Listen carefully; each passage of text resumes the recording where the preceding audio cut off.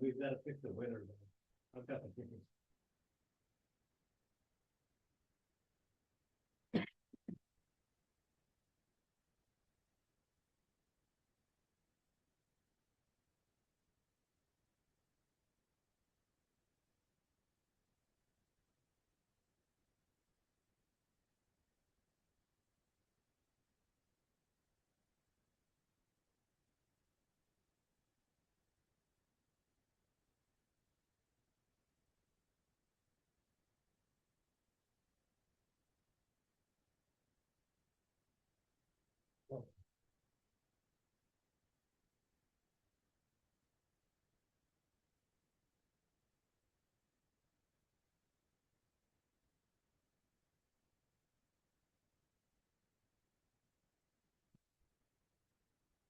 Hey, Robert. Hey, Jenny. How you doing, Mr. Denny? It's good to see you. Again, so soon. I know. I love it. Time with you is always valuable. I have to send you an email and get my I have two that I've got coming, so I get my time with you. They have a shelf life. They expired yesterday. I'm sorry. Okay. Well, when I get on a call with you, out of curiosity, the three outcomes sheet that you have, Yeah, is it possible to get a copy of that could be altered? dude, that's a QR code. Grab it, download it. It doesn't come across as it comes across as a PDF, but it's non-editable. And so I need to figure out if I can find one that's editable so I can build one. I mean I don't want to change the sheet at all. All I want to be able to do is go in and I want to add it to my listing uh Yeah, plan. you're going to brand it, but you could just take the PDF and then, for example, what I do is I would take it into Canva or something and add your logo, your branding to it. Right. And maybe you don't do that, but somebody will know how to do that. But that's Okay. exactly why I made it that way, so you could edit it. Okay. Very good. Well, I have a copy of it that way. I mean, because I have it when you've put it up before. I've Okay. gone in to try and just edit it without putting it in Canva, and it won't let me edit it. And then I tried to move it over to a different sheet, and so when it hits a different sheet, it doesn't come up right, and I don't know. I just have problems with it, but I'll I figure don't it out the way know. you just said. It was built in a software thing from my marketing company. So all I have is the PDF.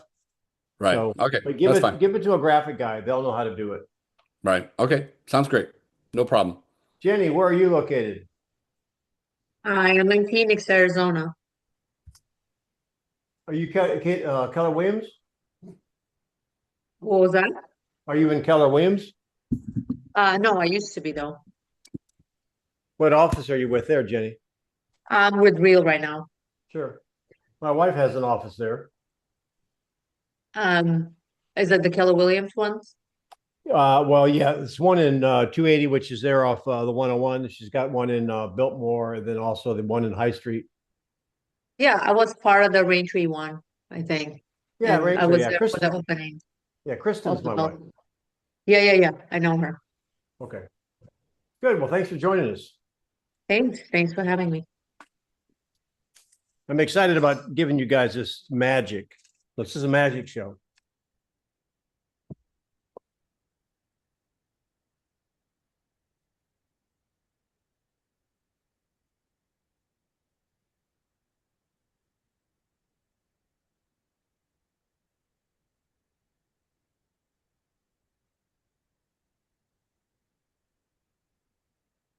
Well.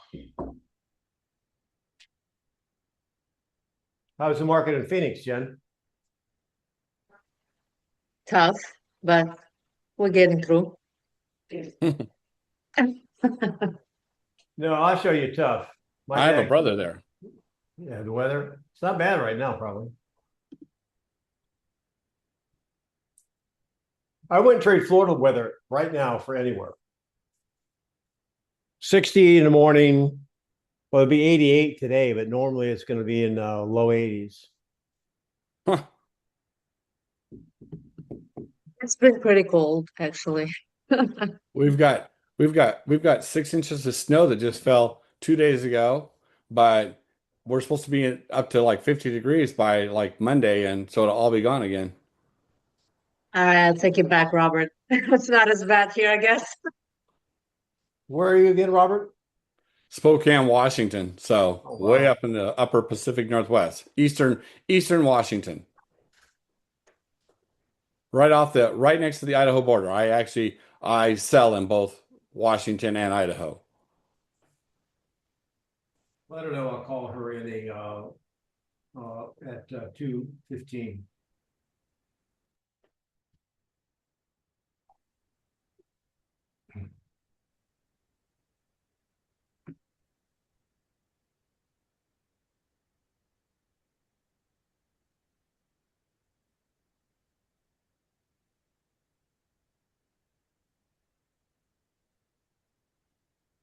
Well, Kevin, who's on the call, he's an old faithful dude. He's in San Fran.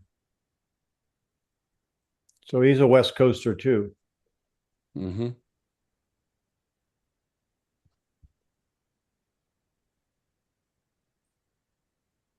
We're the diehards, you know. We get up at 5:30 in the morning and 5:30 in the morning and get situated and then get on the call with you at 6:30 in the morning here. Yeah, I get it. When I'm in Alaska, it's 4 hours off of East Yeah. Coast. Yeah. Yeah. Or go to Hawaii and then you're 5 hours off. So I've been in Hawaii and done I think my master call, but generally in Hawaii, why would you want to do it? yeah, that's true. Good morning. Hey, Kev, How you guys doing? fine as frogs here. I miss you guys. How was your New Year's and happy and Christmas and all that? Don't even remember it. Okay. Look to How's the things in San future. Francisco these days? Things are pretty well. Pretty You're, okay. I actually moved. I moved a couple months ago. did you? Moved out Are you to Modesto area. okay? I uh I did my honeymoon with my wife in San Francisco. We're big Atlanta Braves fans, so my wife's a massive fan. So on our honeymoon, I we went and watched the Giants play the Braves, and that was in 1994. Wow. Now, we're not officially Fantastic. on the coaching call yet, but I'm going to coach you. What you just said was redundant. On my honeymoon, my wife, I would think that would be implied. But you're from I, California, you're I from the don't know. West Coast, In today's day and age, that may not be true. right? Well, on my honeymoon, my partner, it's assumed. So your wife with you on your honeymoon. What is wrong with that statement? Unusual. I'll say that. That's unusual. Yeah, if you're not on your honeymoon with your wife, who are you on it with? Exactly. Hmm. I knew That was my intention. we get Maria. We got Lee here. Lou, I mean, we got Lou Yeah, here, so Maria show up. yeah. No, she's actually been sick as a dog. Still looks sick. I think she looks pretty cute. Yeah, she just that's her sick look. Her face is all puffy and nose is red, and Well, what will you have then? it's probably cold there. Maria, It is. where are you from? Are you are you Russian? Are you I'm Russian. Like my okay? parents are Russian, but we were born in Kazakhstan, Oh, which is okay. former Soviet Union, so Russia. Right. Yeah. Yeah. Not only is she Russian, she's in a hurry a lot. All right, so we're almost ready to go here. Great to be here. Thank you, everyone. You'll Hey, get that way. Really great. before we get started, Denny, remind me because I was positing something to the accountability group that I have in a group text, and I sent a thought for the day of, do we really want to be speaking to people that have no interest in speaking to us? That was the thought. and I was getting their answer. And I want to kind of chat about that for 2 seconds today. Okay, well, I'm going to take the first part of this and talk about, and if you don't mind, we can go into whatever, Yeah. and it'd be great. And let me see here, Matt, just for a second before we start. If you guys have not subscribed yet to the YouTube channel, please do. Hey, today obviously is the 9th. I don't know what I said today. I might have said the wrong thing. When in our mastery, in our role play, what we do is question-based listening enhanced conversations. But I had a thought, you guys. I may rename the skill that we're working on. I'm going to call it conversational listening. Now that's got an interesting paradoxical, ingredient. And here's my thought. We have been talking since we're 18 months old, but many of us have never learned how to listen. Does that make sense? And I think that, and I think Matt says this as well, is that basically, rather than memorize what to say, we should be memorizing what to hear, because everything is easier. And if you're married or hope to be one day, listening will be very important to you. What do you think of that, Matt? Yeah, I think what you just said, we learn how to talk. We never learn how to communicate. It's like communication. It's not communication involves reciprocity. And yeah, so I don't disagree with you at all. It's powerful stuff. I mean, we don't learn how to listen. We don't learn how to communicate. We don't learn how to understand. We're not taught that. So if you talk to anybody who wants to join us, tell them you're working on mastering conversational listening. That'll open up the conversation. So let's get started. This is mastery. The first part of this, I'd like to share some things with you that I think drill down that we can't do in recon, that I think is an important skill. When the market slows, in fact, I had a big aha this week on recon. If you're not on that, that's our daily everyday show. Matt brought up a topic that was very surprising. He has a seller that's upside down. Well, many of you guys don't know what it's like to work in a market where you have sellers that are underwater. And we'll dedicate maybe even next week to spending more time on those conversations. But what I learned is that people don't have, because the market's changing, homes aren't selling in 15 minutes or 15 days. They haven't developed an act of really managing post-listing mastery or post-listing management. So I'm going to spend a few minutes on this, because this basically, I have a team and I don't list everything. And so I had a seller that was unhappy with what we were doing. And what I did was, because I have an agent, very good agent. However, point number one, you may be doing a great job of communicating with your potential buyer or seller, and particularly if there's a couple. However, if you're only communicating with one, don't assume that everything you're saying that the person one is going to person two. And that's where the problem came in here, is the husband and wife weren't talking. And the wife is a real driver, strong D. And she said, hey, look, I was very specific. I wanted communication up front, and it's 90 days in and I'm not getting it. Well, interesting enough, they were getting it, but who was it going to?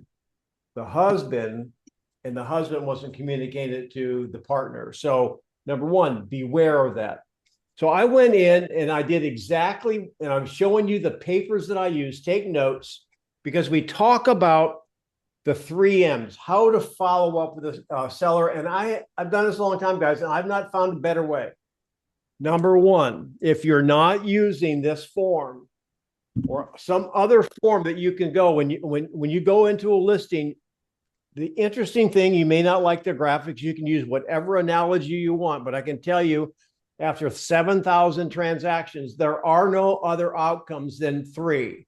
When you list a home, you'll hear crickets, meaning low to no activity. You'll get activity, but it won't sell, or it will sell. You've got that. Have you internalized that in your bones? Let me see your thumbs. Matt, any disagreement on that as soon as you find your feet? No disagreement. All right. So the interesting thing about this is, as I say it a lot, is sometimes when you go through a listing presentation, you kind of remember what you said because you've said it before, but I can promise you, your sellers don't. I say, get amnesia. So this little form, you can use a QR code, brand it if you want to. Down here, I have a place for them to initial. It's important that they initial it because they won't remember you went over it. There's 3 outcomes. So incorporate that. That sets you up for the future. Why? Because you're setting up expectations. Now, you've seen this slide before if you've been here. Let me let all these people in. I was going to make you co-host, Matt, but forgot. All right. The 3 M's. So I went in face to face, 90 days into the listing. My other listing agent was with me. And I went through this, and I'm going to show you the forms that I used. It was like magic. Number 1, the first M is market update. The market update is the simplest part of this whole deal because typically they own a property. If they happen to live in a property, they probably drive down streets that see signs come and go. And what do you think they think when they see a sign pop up after theirs? And then next thing you know is a pending sign and theirs isn't sold yet. They're not really happy with you. Now, they don't know the context or whatever, but that's why you have to give them a market update. Let me show you how simple it is. So I went to MLS and I ran, and behind me, put me on pin so you can see me. There's no science to this, but this is exactly what I did. I went in and number 1, I want to show them based on their property. It was acreage, certain price point, what our competition was. There were 9 active listings that are active and that are our competition. So went over that. All right. Spend a few minutes talking about that. They asked some questions. The next part of it, very simple. Here's the key point. Don't go back 12 months. Don't go back 90 days. Go back to the time in which your house was listed. It doesn't matter what happened before you were on the market. So we were on the market about 90 days or so. So I went 90 days back. There were 3 homes that sold. Now, here's the magic. So I just have a 1-line display. There's no emotion there. Now, again, many times I don't expect you're going to be in person. You should be emailing this stuff ahead of time. Maybe they'll look at it. Maybe they won't. However, what's interesting, now think about this, guys. There's 9 houses for sale that compete with them. In the last 3 months, 3 have sold. That's 1 house every month. So how many months of inventory is there, guys? If 1 a month are selling and there's 9 for sale, that's 9 months of inventory, which puts you into buyer market territory. So what am I doing? I am actually, I'm just showing them the data, what's real. So I'm going to stop talking because Matt may be able to put this in better words. What are you hearing, Matt? Yeah, guys. So talking about the market activity reports, I mean, the way that I structure mine, it's exactly what Denny's talking about. So we do surface level. It's always, you've been on the market X number of days. You've had X number of showings and X number of offers. Okay. And then what we go into is, you've been viewed by X number of people. So you're showing them that the marketing's working.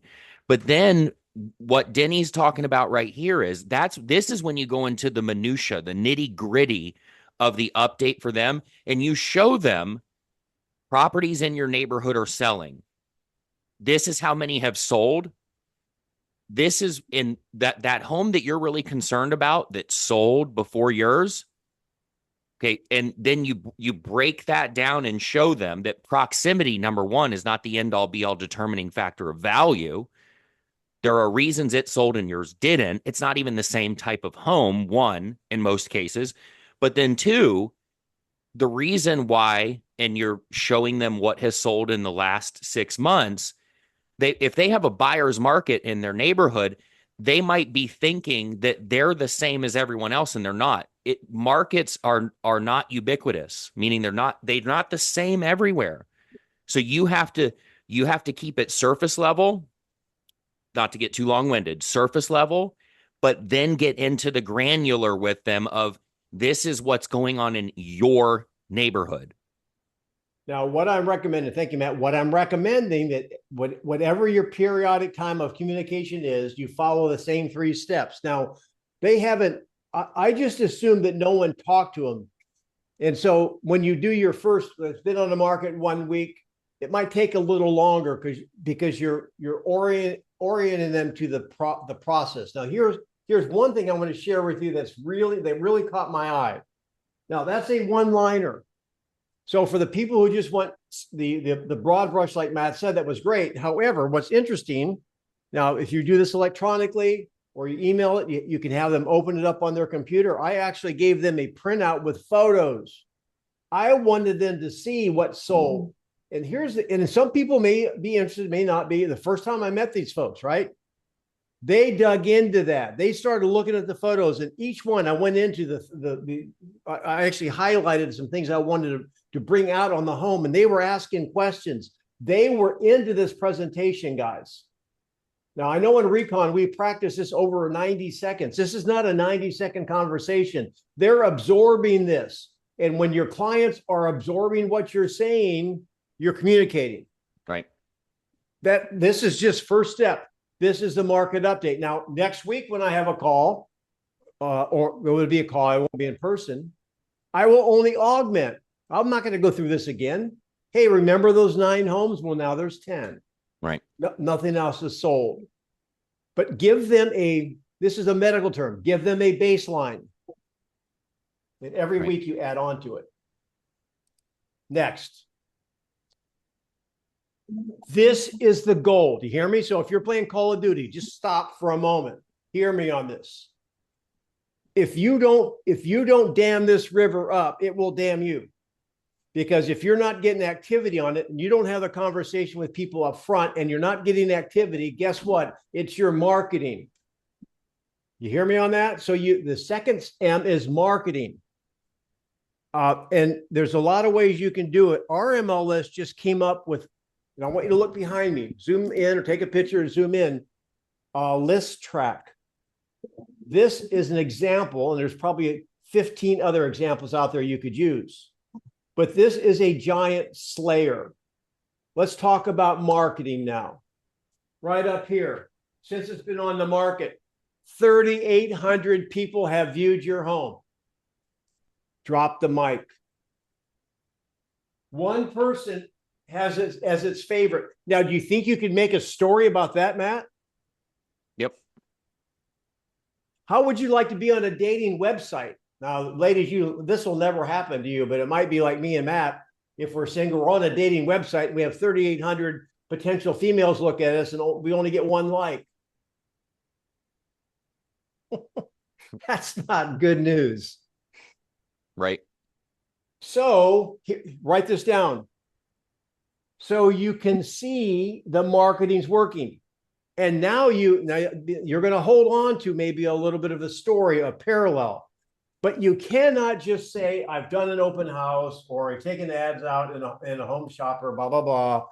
You've got to show them the massive number of people that have looked at the home. I'm going to just pause there. Y'all get that. If you skip that step, it's going to come back to bite you. And the reason why, guys, I typically would ask a question. Can you guess why?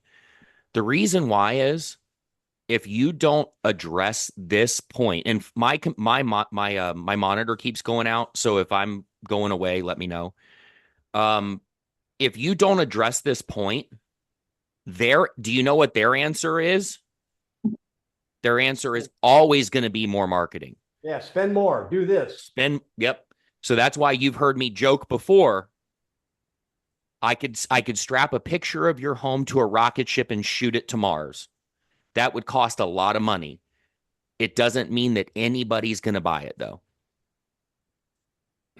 Here's the other thing, too, you guys, is that they think there's some sort of direct relationship with more people seeing it. What's interesting about, and I'm not going to go in the weeds here, but when 3,800 people have looked at it and only 1 person has liked it, that is a significant number. So anyway, You end by saying the marketing's working. So that's the second M. I'm not quite done though with that. So the second there's the marketing. Now you're going to go into the showings, which is the results of the marketing. Now you might not have any, but pay attention here because in this particular case, we've had 12. The conversation's the same, you're either outcome 1 or outcome 2, but this one I've highlighted. I'm going to go to the next slide. I want you to see the questions that I ask when somebody looks at the home. We have showing time or one of those programs, probably similar to you, automatically an email sent to the showing agent. So I'm just going to, when you show a home and you get the feedback form, I'm going to encourage you to be professional enough to respond to it. That's just a common courtesy because you want people to respond to yours. Let me share with you the questions that I asked, and I'll ask you guys what question is missing. So if you show my home, I'm going to send you the feedback form electronically. Was the home in showing condition? Number 2, is your buyer considering this home? Number 3, will you keep this in mind for future clients? And open-ended, is there anything that will make this home more marketable? Now, that's all good feedback, right? What question am I not asking that many agents ask? Price. Right. So I don't ask other. Well, Denny, why is he not asking about price? Right. Because this agent might not be an expert in that area and they would know if it's priced correctly. No. Try again. Why is he not asking for, because there's 2 answers or there's 3 answers. Typically, they think it's priced correctly or great. They think it's overpriced, and I can't remember the other one. Underpriced. Right. Yeah. Well, but why does he not want that question answered? It doesn't matter what they say about price. If they wanted to put an offer, they would do it if it was priced correctly. All right, I'm going to help everybody. The why is this. All it takes is for the sellers to get one feedback that the home is properly priced, and you will be talking them off that ledge for the rest of your listing contract. No, or you might have identify the next listing agent after they fire your butt. Right. God, these Now, guys. think about it, guys, a minute. And you were on the right track, Maria. I don't ask them for, and that's reason is number 1. Number 2 is I don't care what they think about it. That's like having a freezer. Everything's an analogy to me. That's like having my freezer, not making ice. I put stuff in there and the food doesn't freeze. So am I going to bring in a series of appliance repair people and have them look at my freezer and ask them if it's working? Y'all get this. It is impossible for a well-positioned home not to sell. And so if it's not selling, don't have some knucklehead say, well, I love the price. Because you're digging yourself a hole. Is there any questions about that? That is probably the number 1 thing that I see over and over again that agents do that just sabotages their whole program. So talk to us now if you have an issue with that. And one thing I'll add in there as people start to jump in, and please, guys, do jump in. This is what this is for. The one thing I'll add in, the only thing I care about, and I set the expectation in my listing appointments with my clients. So if I'm looking at Maria and Maria's the seller, Maria, the only feedback I care about for your home is what they don't like, because what they do like will sell it. So when I get feedback from these agents, my emphasis is going to be, what did your clients not like? Because that's all we can try to change. So that's what I ask the agents when I'm calling them to get feedback if they don't send it to me. One more page on the showing. Here, I want to share with you. Listen, I know this. I'm making a copy. Maybe take a picture and blow it up. You can take a look at it. It may be hard for you to read, but here's the point I want you to get.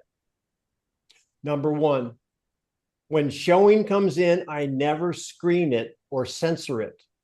I want them to see everything I see. Follow me on that? Now, if you have a team member that shows your listings, you may want to school them. Don't rip this house to shreds in your update.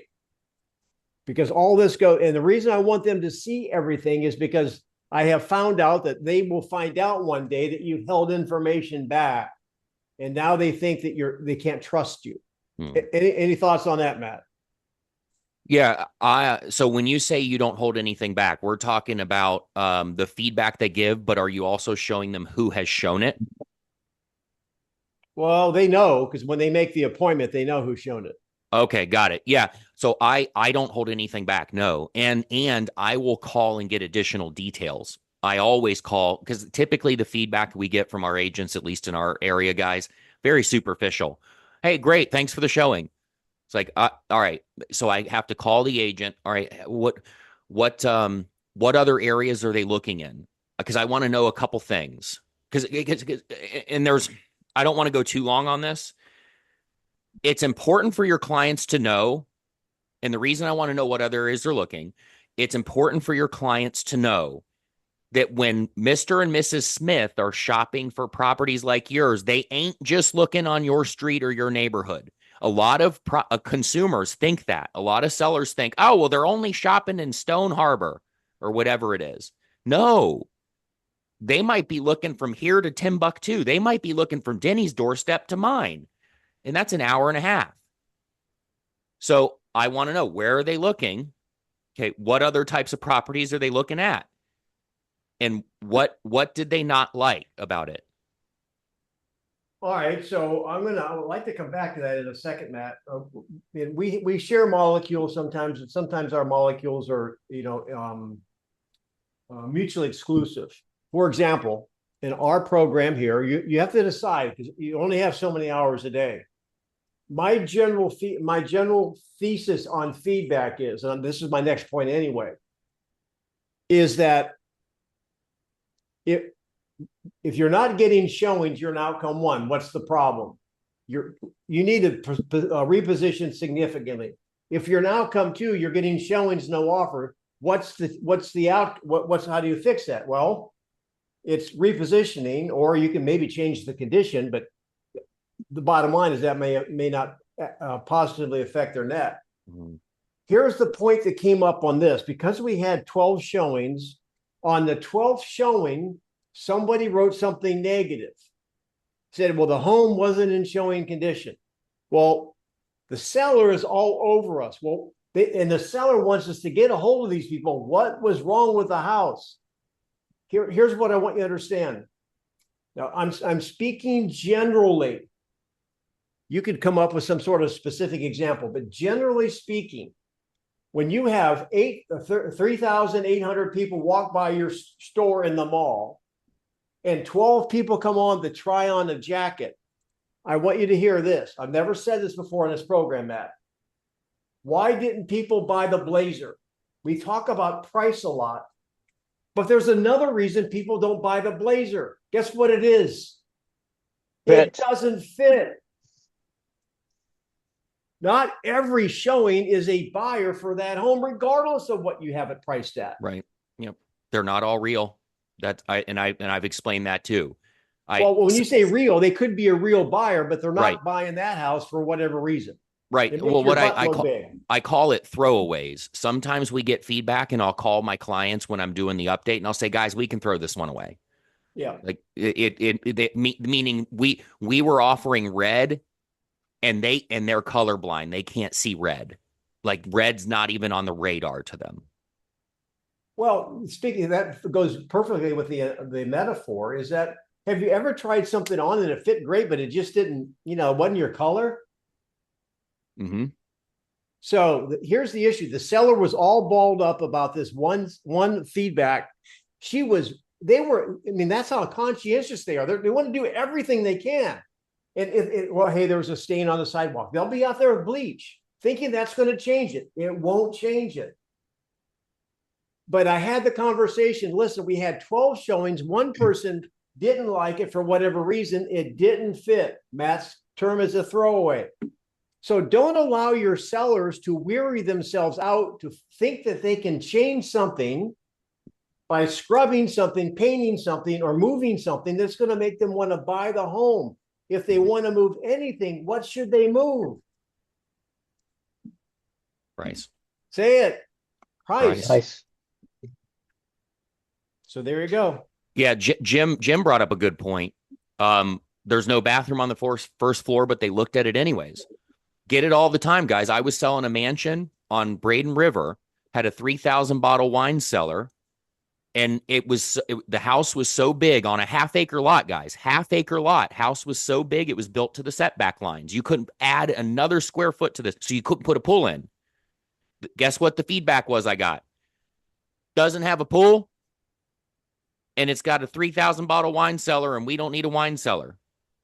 So all the feedback was, it's all throwaway. We can't change that. So that good, very good example, Jim. Yeah, and we'll get those. You get it a lot.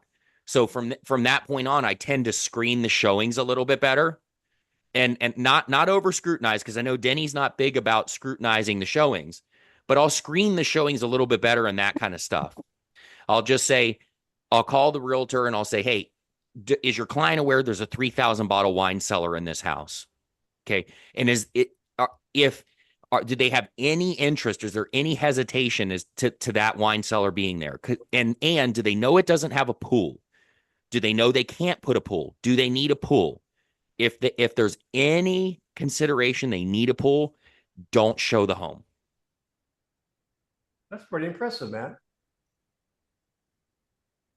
Had to do it for many listings with things that you just can't change, because that's the feedback you typically get. It's things you cannot affect at all. Well, let me say this, and I got one more. We're on the last point here, then we can go anywhere you want to go and maybe do some role plays.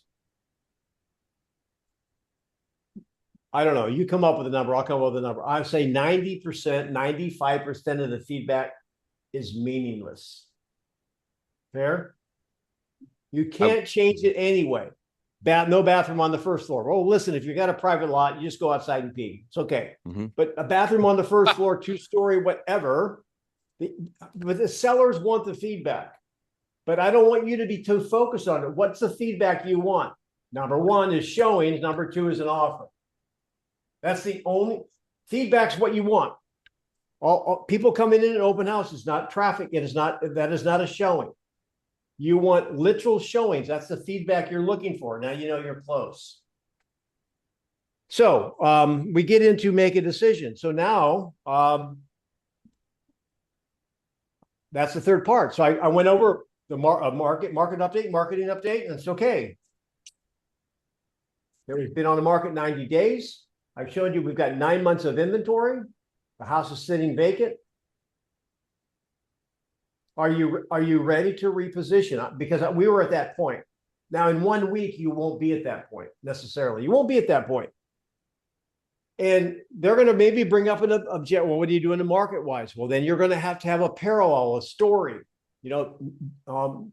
Matt's rocket ship. You could take out a billboard at a Taylor Swift concert or have a Taylor Swift concert on the pool deck. It won't change the outcome. We need to reposition. I want to give you one more powerful way to demonstrate this, because I did it with this couple and I've never used my phone before. So I want you to realize if you have a listing that's not selling, you're only one number, maybe two at the most, away from selling it. You follow me? For example, and this is what I did. We were listed at 1.2 something million. So I took my phone out and I laid it down on the table. I said, listen, I've got a password in my phone, like you probably do. There's 4 numbers. You have to have them all right. And I can tell you right now, if you don't have the first number right, you have 0 chance of getting it open. So I want you to think about your listing. The first number may be wrong. Give you an example. $525,000 listing. You're having low to no showings. Look at the 5. Is that the right number? Should it be a 4? Or if the 5's the right number, is the 2 the right number? Maybe it should be a 1. Maybe it should be a 0. The other numbers don't matter. I'm going to stop. Y'all getting that? Matt, any thoughts on that? No, no, I want that because I would just echo the same thing. Next, let's take $1 million property, 1.3. You go to the first number. What's the first number? 1. Well, you don't know for sure because you don't know what top market value is until you expose it. But based on information, based on the activity or lack thereof, should the 1 be a 1 or should it be a what? 9. 9. Well, let's say the 1 should be a 1 and they're not ready to go under $1 million. Then you focus on the second number. The other numbers don't matter. So just like you're not going to open your phone until you get the right combination of numbers, you're not going to sell your listing until you get the right combination of numbers. Do you think that conversation at the table and the metaphor of your phone will help them get that through their mind? Meaning, if you're always putting in the wrong number to begin with, will time solve that problem, guys? Nope. There you go. I want to make you disciples, and this was what will build your career. So I'm 1 minute over on 30 minutes. We can go any direction you want, guys. Any closing thoughts on that, guys? Hi, Matt. Hi. It's me. So this morning, I did hear, I caught the end of it when you were mentioning some of the buyers who just keep pushing you to give an answer. Can we go over that a little more? I know we try to get questions going and we try to get them to come up with the answer. And that's where I have a hard time, when they start pushing. And I don't want to do that back and forth patty cake thing as you described it. Was that this morning? We talked about buyers. You mentioned patty caking, I think, today. Oh, yes. Yeah. So the patty cake that we were referring to is, you're talking to a buyer, you're talking to a seller. Mhm. Okay, and they keep asking you, and this was in Robert's role play, and it was in another role play as well, where they keep asking you, like, well, you're the expert, what do we do? Mhm. Just answer them. Or give them their options. Okay. So in that scenario, pretending that you're the seller and you said, well, Matthew, I understand what you're saying. I get the feedback. What do you think we should do? I have 2 options there. I have 2 options. This monitor keeps going out. So I'm looking at you, but it's over here. So, I have 2 options in that scenario. I can tell them exactly what they need to do because they've given me permission by asking, or I can give them their options. And I like to go with the avenue of giving them their options. So typically, unless it depends on the conversation, but typically I like to give them their options. So Beverly, you got 3 options. Mhm. Well, really, Okay. like Denny and I talked about 4, but I 4. cleared that up first. So we're still committed to selling the home, right? Yeah. Okay. So you got 3 options. Number 1, you invest a lot of money into this house in the hopes that you're going to be able to net more money on the other side. And there's no guarantee. How long is a piece of string? Mhm. Second option, you figure out a way to pick this house up and move it to an area that yields higher value for your property. And the third option, Beverly, which is really the only option, the only lever we can pull, we know without a question works, without a shadow of a doubt works, is reposition it to more accurately reflect the buyer's expectations. Or keep it.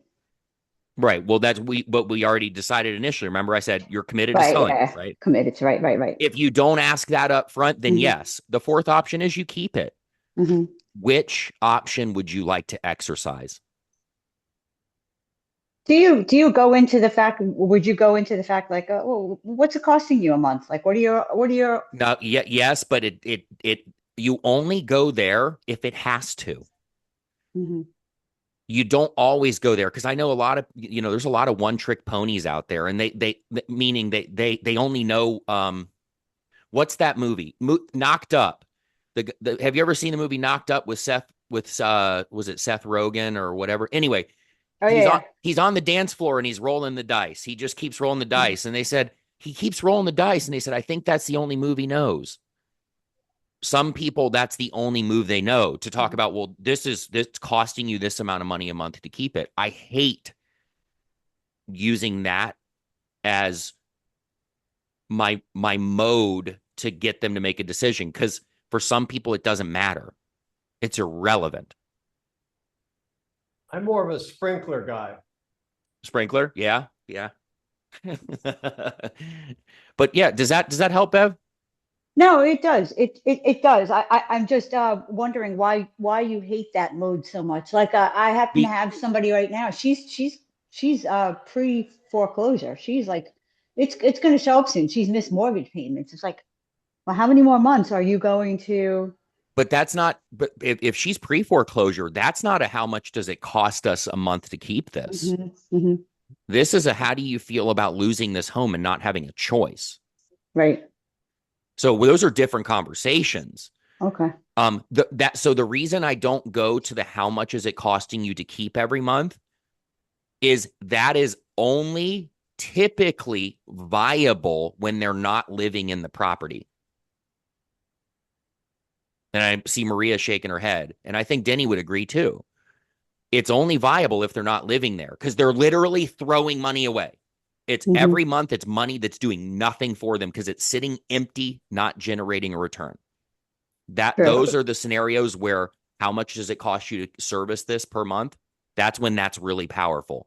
Because you could say, Bev, you're paying $10,000 a month for this home to sit empty. How many more $10,000 checks do you want to write before you just reposition the house to cause it to sell?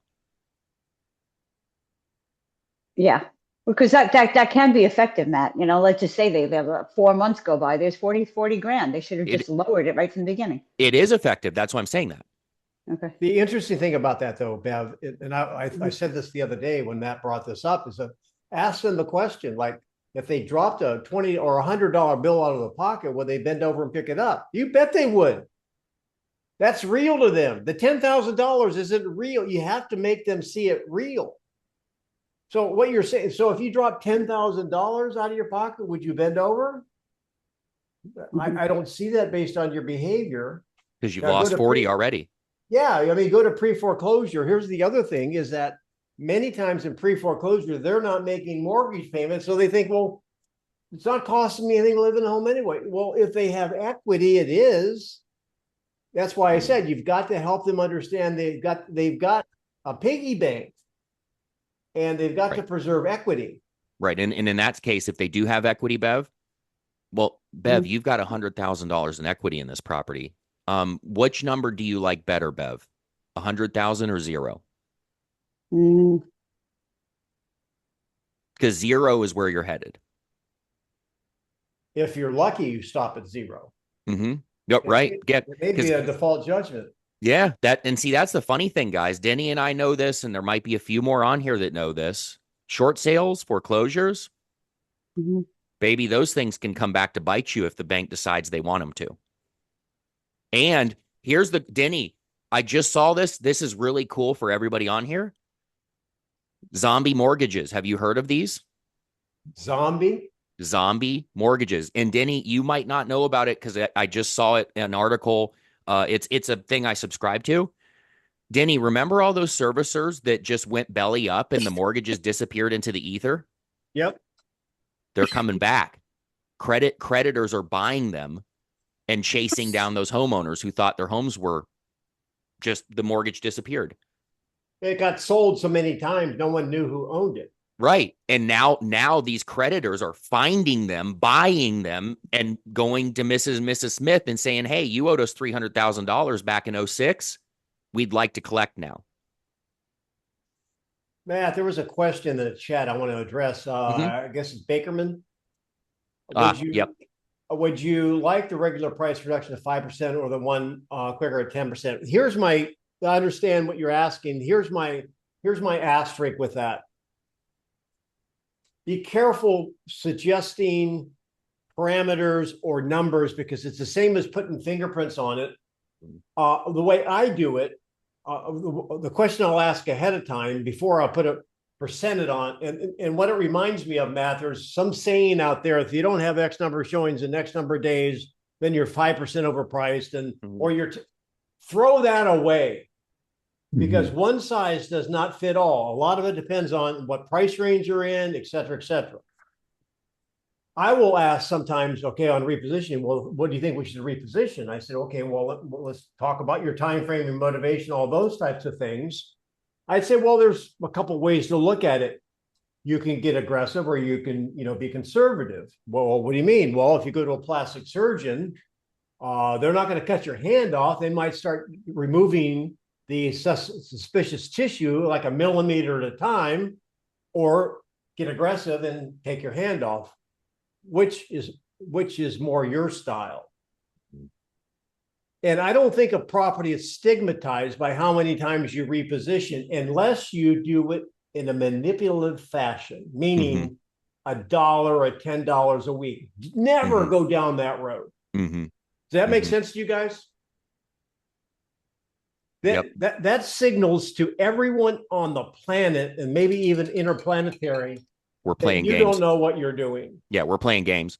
What I'll add to that, guys, we write this down, on your forehead, put it in your computer. So when you're doing your market updates, you can say it to your client.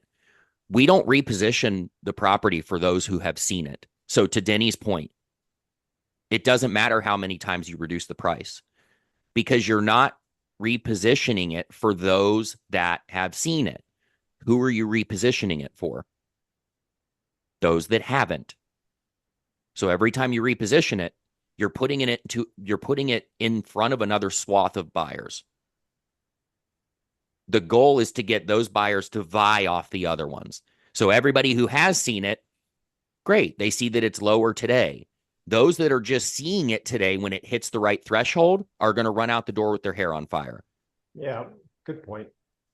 Really quick, Matt, 2 quick questions. One is we want to get back to what you brought up in the beginning, but I'll answer the other question first from Maria, I guess. If the competition is doing a millimeter at a time and they are still in the market, would you mention that to the seller? I think it's a pretty good pickup. I would want to get ahead of them, yes. So if you've got somebody else you're in kind of they say in our market in Florida, in a buyer's market, it's a beauty pageant and a price war. Yes, get ahead of them. Yep. Secondly, Matt, I think Polina wanted you to comment. Can we talk about what you talked about early on about communication with somebody who doesn't want to be communicated with? Yeah. Guys, the one thing I want to say before we talk about that, going back to the market update, because this is huge, guys. Market updates are still like hieroglyphics or cuneiform to a lot of realtors in the market space. Because most people don't know how to do them. We're not saying that, well, I am advocating that Denny and my template, it's Denny's template, but I've always followed the same thing. I would adopt that. You can transmogrify it however you want to, but you need a template. Okay. And when Denny mentioned that he sends the broker synopsis with the photos, I record Loom videos. So like, Zoom, you can see I record Loom videos. I know Maria has seen mine before. You can't argue with it, guys, because it's just like those. I'm actually going over the MLS, showing them the screen, showing them the pictures, highlighting what has been done to these properties we're competing with, and emphasizing to the second point, and Maria's assessment there, going a millimeter at a time. I can show them, hey, your competition over there on 123 Main Street. Look, it started out at 600,000. It's been on the market for 900 days, and now it's at 550, and it's still not sold. I'm in the Loom videos. I'm showing them this, and then saying the only way we're going to sell is getting below this guy because he offers more than us, and he's still not sold. They can't argue with it. All right. Now, the point that I'm going to will transition to really quick, and we don't have to beat this one to death. It's really simple. A a lot of my mentors this year, we always set goals, like, 6, 7 goals, because you got 5 areas of life, et cetera, et cetera. Well, if you chase 2 rabbits, you're not going to catch either. So it's ironic how every mentor I have they're not connected, guys. These aren't people that talk every day. Every one of them has been talking about less. In other words, get hyper focused. What's the one thing that you could do, like it says in the one thing, that would make everything else irrelevant or whatever? You get it. So I'm applying that to my business. And I posited a question today to one of my accountability groups, and I said, in effect, do we want to be speaking to people that have no interest in speaking to us? I'm not telling you not to make your phone calls. What I'm saying is this: when you say yes to one thing, you say no to everything else. So that person, I'm looking at Polina as I'm talking, that person that you've called 19 times, and every time you talk to them, they have no interest in talking to you. Why? Why do you want to talk to them? Are you talking about maybe your spouse? Yeah, that one. Exactly. Yeah, exactly. No, but why do you want to talk to that person? Maybe their timeline will change or something in No, the but family happens. timeline aside, they don't want to talk to you. Why do you want to talk to them? They don't have enough people to talk to. There you go. Mm. When we say yes to one thing, we say no to everything else. So I am focused on highly liberating my time. I've eliminated 2 people today already. 2 people I've been following up with. And I hear the wishy-washy, suspect language. I don't know. Follow up with me in about a month. Oh, I'm busy, during the week. They're saying stuff that's nonsensical. And I'm going somewhere with this. So then I say, well, when would it not be? Would you like to discuss your situation? Well, yeah, I'm busy during the week, but on the weekends, would you like to talk on the weekend? Well, yeah, you can give me a call next month on the weekend. And then I stop right there. And here's my point. I ask them, hey, can I be really direct? And they say, sure. Is this just a really nice way of you politely saying you don't ever want to talk to me again? The brush. Yeah, the brush off. It's just the brush off. And the 2 today said yes. And then the other one said, yeah, well, I'll call you. And I get that a lot too. But I still follow. I've had a propensity of following up with those people. Why? And there is some gold in there if you're able to unearth it. But if it's a perpetual thing, like the analogy I'm using with Polina, 19 times and they still don't want to talk to you, ask them, do you want my help? If the answer is no, okay, and there's no way to overcome that objection, move on. Liberate your time, because there are other people that need your help. And if we're moving the same dirt over and over again and the answer is the same, you need to speak to more people.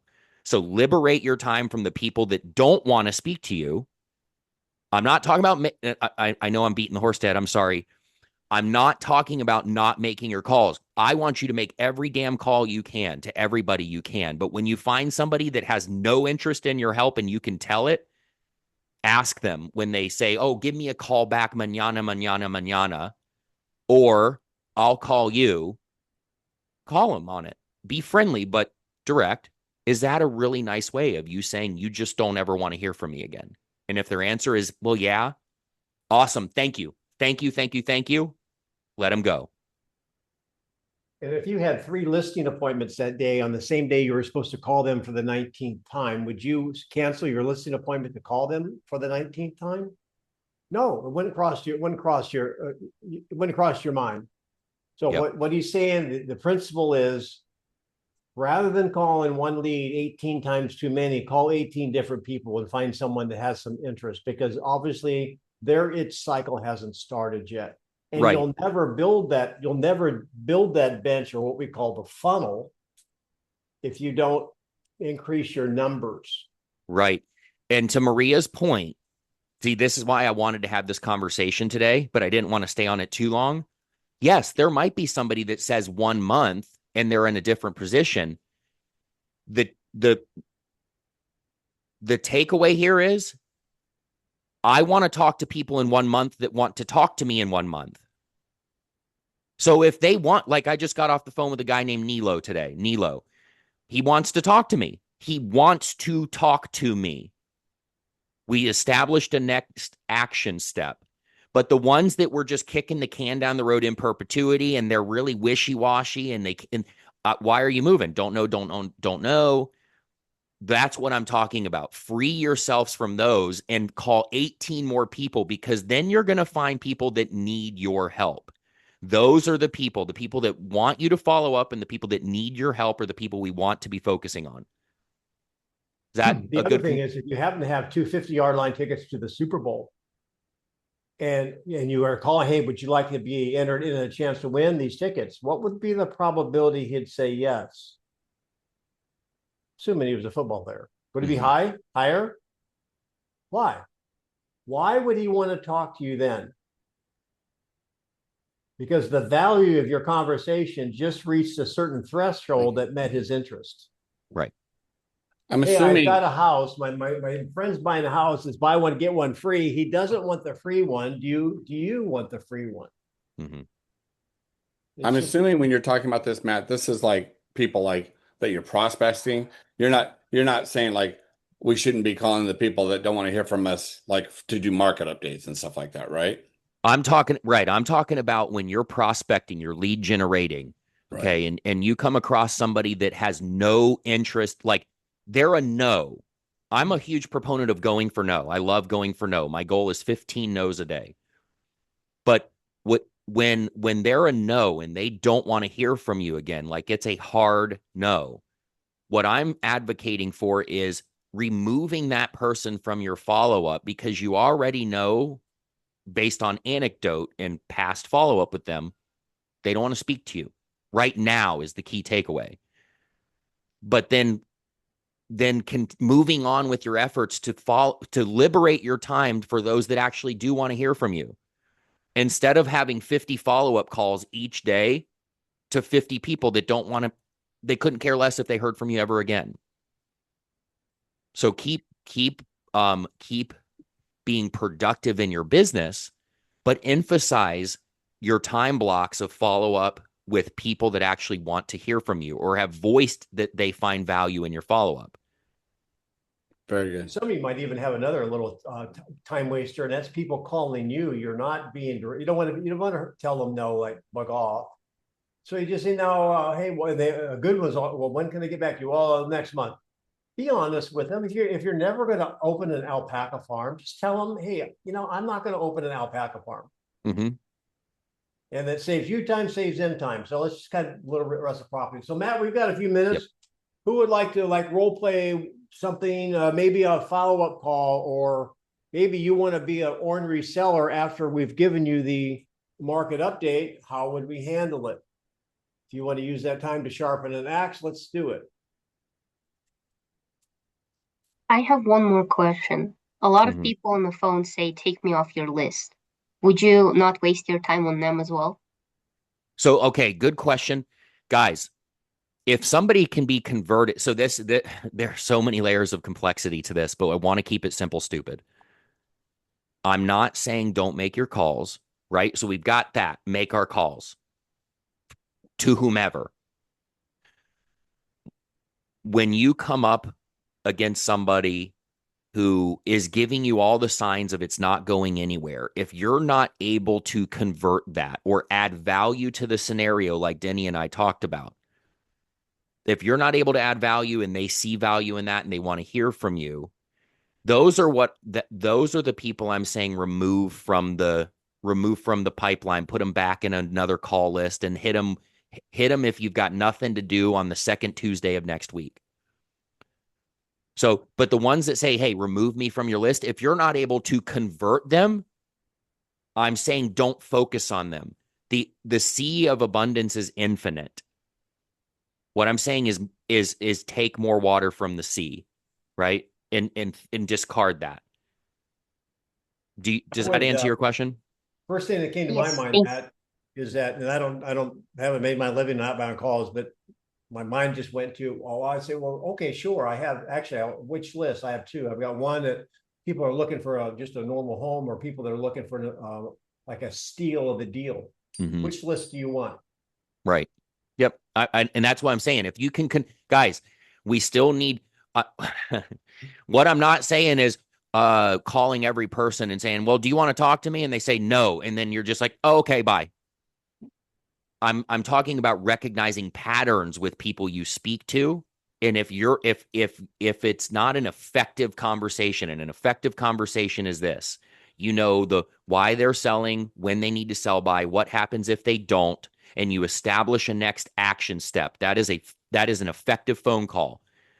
If you're not having those with these people you're following up with, and they can't ever answer questions, they just keep brushing you off, follow up with me the next week, the next week, the next week. That's the brush off that I'm saying you need to liberate your time from that. If you're not able to convert those people because they're not convertible, then ask them directly, hey, I'm starting to get the sense that you just don't want to hear from me ever again, because we keep following up month. Would you like me to lose your phone number? Is that what we're trying to do here? Matt, let me ask you a question on that. I mean, that's assuming you're taking it personal. Mm-hmm. Could you rephrase that? I'm assuming, rather than saying you don't want to hear from me, I'm assuming you have no interest in a great buy in real estate. Is that accurate? Right. Would that be a better question? Take yourself out of it. Right. Whatever the scenario is, yes. Remove yourself from it. You know, I'm guessing that based off of our 6 conversations prior to now, it seems like selling's just not pertinent to you at all. Am I picking that up right? So yes, remove yourself from the scenario. But it seems like this is no longer important to you. And you asking me to follow up with you next month is just a nice way of saying I'm not interested. Is that right? And if they say yes, yeah, you're right. Okay. Hey, I appreciate your honesty. When we can help you, you're welcome to call me. My phone's always on, door's always open. So if any of you guys out there have made 18 calls to your Yvonne was a girl, my first girlfriend in 8th grade that blew me off. If you made 18 calls to her and she's not interested in having a milkshake with you, maybe ask her, hey, look, is it me or is it something else? And go on to find somebody else to add to your black book. Right. That's what we're saying. Yep. And the reason this is such a huge emphasis today, guys, we're at the beginning of a new year. I don't want you to spend the next 6 months following up on the same people over and over and over again, then get to the end of the year and your production is terrible. Or worse yet, Matt, you're so already burnt out because you don't think it works because you're calling the wrong people. It's like trying to open your phone with the wrong number. You'll give up. Right. You'll be working at Target in June. Right. There are people like, I'm not saying go the Mike Ferry scorched earth approach, which is, you know, Mike Ferry back in the day, you ready to buy or sell a property? They'd say no. He'd say, great, call me when you are. Click. And he would move on to the next one. I'm not saying that. But what I'm saying is you're just what Denny said. I can't say it any better. Just ensure the people we're talking to are people that want to hear from us. And if they aren't and you cannot convert them, find someone else who does need your help because they are out there. Yeah. Would you keep licking the stamp and send it to somebody who throws your stuff in the trash and never opens it? Right. No. I mean, and guys, I've got past clients that I've had to do this to. Last week, I've got a past client. I can't get a hold of him. And I know it's personal now. He's just upset because our schedules didn't link up 2 years ago when he was hoping they would. And first it was him. He was in Germany. Then it was me because I was, here or there. And it wasn't intentional. I would have met the guy if I could, but I couldn't. Now he won't respond to me anymore. So I just called him and left him one final voicemail, said, hey, just want you to know my phone's always on, door's always open. It sounds like, it's not a good time for you to talk. When you're ready, you can call me. Move on instead of calling 19 times, hoping that we'll open the lines of communication. So this time, Matt, this was a little bit of a different class. We did more talking than you guys did. So did you hear anything worthwhile? Share some of your ahas, and we promise next Friday we'll let you talk more. What did you learn today? And we can role play that. We'll do it. Let's do it on Monday, or no, because Mondays Absolutely. we'll do it Tuesday. We'll do it Tuesday, telephone Tuesday. That'll be it. It'll be the brush off. But what have you guys gathered today? I really like the analogy of unlocking your phone with the numbers. Is it the first number, the second number, the third number? Actually, don't worry about the third number. And here's the other thing. Thanks, Jose. If the first number is wrong, you're dead right now. Forget it. The other numbers don't matter if the first one's wrong. So maybe many times, I'm just thinking about the conversation, how to extend it. Mr. and Mrs. Seller, let's get the first number right. Yep. Well, What and you else? can even say, hey, you guys can you give it to your clients, say, hey, I give you guys the agency to choose which numbers we change, but it can only be the first two. Well, here's the game. We'll play a game. I get to pick a number, you get to pick a number. I get to pick the first number. You get to pick the second number. I like that. Yep. I'm glad it helped, Kevin and Glenda. What specifically though? What helped? That's what we want to know. What are the takeaways here? This is your call. We've got time. We really want to know what the epiphanies were. Can I ask you one quick question? Sure. You guys did review with us one time about like a price reduction recommendation. If it was something like if it was initially under $1 million, you recommend sort of trying to drop. It wasn't by percentage. I think it was. So maybe. Here's the thing, guys. And I was going to mention this earlier, but just didn't really seem like it served. What I always explain to clients is this: buyers shop and pre-qualify in $10,000 increments under $1 million. So it doesn't matter if you're at 299.9 or you're at 291, you see the same people. So whenever we reposition under $1 million, it's always in one notch or a $10,000 increment. That's my approach, because that way, every time you reposition, we're not, hemming and hawing about, well, let's go down $3,000. No, it's 10 or nothing. But I don't tell them what the notch is they have to go to. Over $1 million, it's $100,000 increments. So 1, 2, 1, 1, et cetera, et cetera, et cetera. Now, what I like to do to speak to Bev's point, when it comes to like, well, what price should we go to? I in the most passive way put my finger on the number, but I don't actually touch it if I'm saying that right. I'm not saying that right, but I think you might understand what I'm implying. So what I would say, Bev, is I'd say, well, Bev, we're at 1.2 right now. And you're asking me where we should go. But let me ask you this. If you got an offer for $1,050,000 cash closing tomorrow with no contingencies, what would you do with an offer like that? And sometimes they'll say, well, I'd take it. Great. How would you feel about repositioning to that and see how the market responds? Another way to do this, Bev, and for everybody, is I'd say, okay, you're at 1.2. If you were shopping at a home and you saw it at 1.2 and you're in that price range, what number would attract you to go back and give it another kind of like a scratch your head and look at it? What number would attract you back to that home for another look? Would 10,000? No. Would 50? Maybe. Just walk them down that road. And here's the other thing.